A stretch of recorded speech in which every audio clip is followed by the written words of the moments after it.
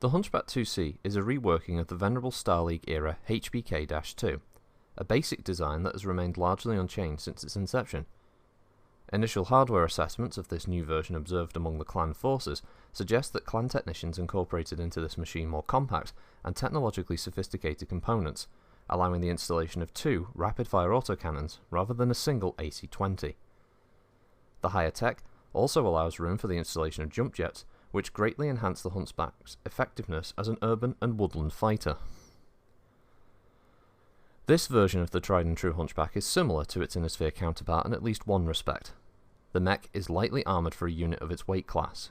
Indeed, the Hunchback's overall design makes it ill-suited to endure a protracted engagement with hostile forces. In addition to the weakness of its armour, the battle mech's main weapons, its ultra-autocannons, only carry sufficient ammunition for about 20 seconds of sustained fire. The addition of jumpjets has done much to improve the usefulness of this design in long-term battles by giving it extra mobility, but the jump capability may not compensate for the design's apparent flaws.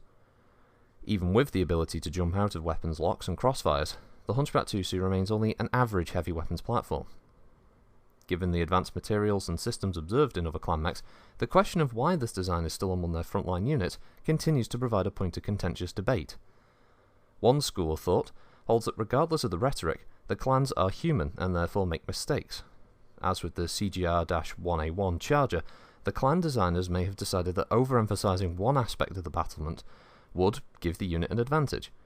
And, like all military projects, the Hunchback IIC program took on a life of its own, and by sheer bureaucratic inertia, the mech made it into production and distribution to troops.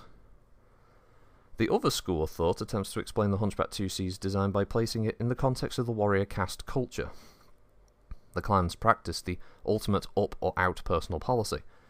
Warriors who do not prove exemplary in combat are weeded out, denied the opportunity to assume leadership roles or contribute to the next generation of their caste. Warriors who fail to be identified as risters become more and more desperate and begin taking more risks in combat, looking for that one glorious fight that will place them back on the path to a bloodname. With its all-or-nothing design, is a perfect match. The Hunchback IIC serves in the front lines of nearly every invading clan. Reports indicate that Hunchback pilots attached to the frontline units seem to fight with a desperate ferocity, unique even amongst the clans, evidence that supports the idea that the Hunchback IIC is a last-chance mech for clan pilots.